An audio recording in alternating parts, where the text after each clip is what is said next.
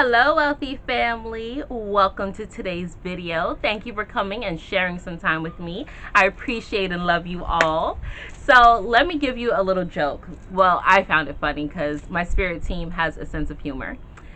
I've been wanting to do the divine masculine and divine feminine videos for about 2 weeks now, and something always happens and I never get around to it. Yesterday I said, well, Thursday is a masculine day, is Jupiter. I want to do the feminine first because the feminine is the higher energy, is a creative energy, I should say. I don't want to say higher. But something was like, no, do the masculine and just do the feminine on Friday since it's falling on a Thursday, Friday. So this morning I'm like, okay, great. Let me think about what I'm going to talk about, kind of condense it. And then I realized it's Friday the 13th. And I know that some people may be like, oh, Friday the 13th. Oh, no. It's not a day of evil, right? But because of a modern day, patriarchal thinking and the stereotypes that they've put to certain things, they turn everything in reverse, okay? So today is not a day of evil. Before before the masculine energy took over, the Friday the 13th was known as a day of divine feminine, right? The day to honor divine feminine goddess energy, the energy that's in all of us, right? So everyone would come together and honor that energy, right? They would use it to manifest greatness. They would reflect on wisdom. They would reflect on rebirth, on death, right? On issues with their health, right? With blood and things of that nature. Because the number 13 is a feminine number, right? It's a very divine feminine number in itself. But again, things are turned around, things are put backwards, and they have people thinking that things that are going to be beneficial to you is going to be hurtful to you. And I know if you're watching this video, if you're even on my channel, that those things don't spook you or don't scare you. You already know that a lot of the things that we've been taught as a collective in the herd has been put in reverse, okay? And when I say they, I don't mean the boogeyman or the Illuminati or anything like that. As a matter of fact, the Illuminati just means illuminated ones, okay? Those who know. But when I say they, I mean anyone who doesn't have your best interests at heart. Anyone who tells you not to follow your own reasoning and intuition is a they, okay? And we don't want them in our life. We don't want their opinions at all. That's a way to embody your feminine energy, knowing that you create your own reality and you do not need to listen to anyone's stereotypes, stigmatisms, or allow them to impose their doubts or their failures onto you. We are not going to allow them to project their foolishness on you. So they can be your government, they can be your parents, they can be your siblings, they can be your spouse, okay? Whoever it is that tells you to go against your own reasoning and your own doubts and to not trust yourself. Anyone that you know is telling you to go against the things that's going to help you achieve your greatest good and your greatest gains, okay? So, now I went off on that little tangent. The divine feminine energy is one of creativity, one of nurturing, one of love. It's the softer, more gentler side of your divinity. But just because it's softer and gentler does not mean that it's not ferocious. Does not mean it's not powerful. Does not mean that it will not kick your ass if need be, okay? The divine feminine energy is that of creative, of creation, of artistic abilities. Nothing on this planet, nothing can come forth, nothing can be created without a divine feminine, without that womb entryway, okay? Whether it's for human beings, it's for animals, it's for plants, the feminine energy on certain, depending what you're dealing with, whether it's plants or animals, the divine feminine energy can create on her own, okay? There's things out here that does not need a masculine energy in order to create. But if that feminine is wiped out, nothing is existing, okay?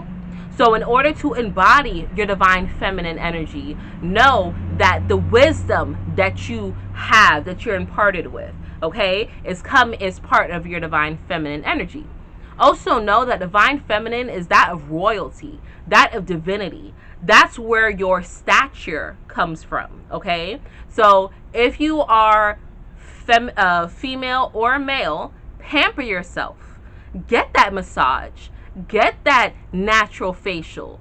Get that beautiful hot stone, right? Go to the spa. Get the manicure. Get the pedicure. Have that balance within yourself. Keep yourself groomed, right? Have a healthy haircut, right? Make sure your hygiene is up to par. That's embodying your divine feminine energy. And when you embody your divine feminine energy, your self-love comes into play, right? Because divine feminine energy is all about love.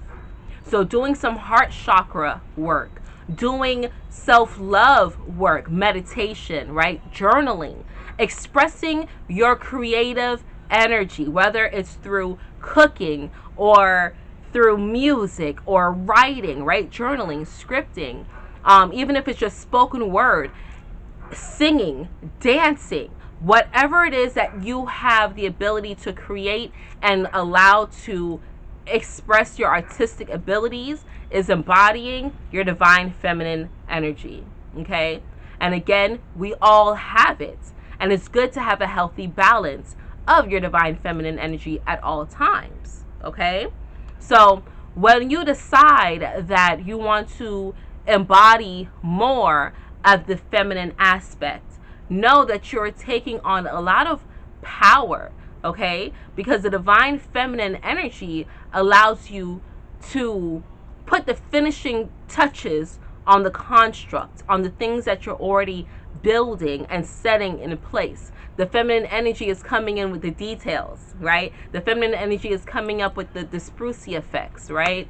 So when you want to, let's say you want to manifest something particular into your life, and you begin to visualize, or you begin to meditate or mantra or whatever you're using, when you are creating these things and you start to see the details, know that it's your divine feminine energy that's opening up your spiritual eyes, allowing you to manifest these things into your reality, right?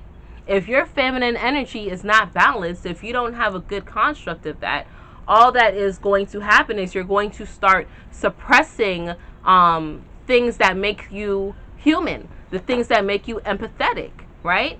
Because feminine energy is very empathizing. It allows you to feel, okay? So if you are having blocks on certain things, if you're seeing that there's a lot of troubles in your life, you probably have issues with your divine feminine energy, right? If you do not have good relationship with other female counterparts, that's a hint that you need to embody more feminine energy, right? You need to embody the love aspect and the empathetic aspect, right? Put yourself in someone's shoes. By doing that, that's embodying your divine feminine energy, right? There's many different types of empaths, but if you are an empath, you are in touch, finally in touch with your divine feminine side. It's allowing you to see others people's situations not just from their eyes but also from your viewpoint, so you can marry the two. That's where understanding comes from. Being able to have a deeper understanding and connection with other people is divine feminine energy, because wisdom is divine feminine. So once you decide that you're going to start embodying these things, and you want to start being more aware of your divine feminine energy, you'll start to see things change in your life. You'll start to see your mentality change, right? Because when you move from your heart, it sends signals to your brain.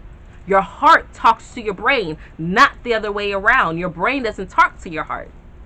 So when you start embodying that divine feminine energy and setting those signals up, you start to see things shift in a way that's beneficial for you, because mama always knows best, right? Even if you don't have a great relationship with mama, I'm just saying, right? Divine feminine energy always knows best because it's your heart. All right? So I just want to keep that simple. I gave you a lot of information, right? Friday the 13th is not evil. It's actually divine feminine. It's beautiful. The number 13 is a feminine energy, is a feminine number. So today, if you want to start working on your divine feminine energy, it is a good day to start working on matters of the heart, okay? November is such a beautiful month, right? Because I love autumn. If you don't know, it's my favorite season. But it has so much feminine energy, through numerology and through the astros.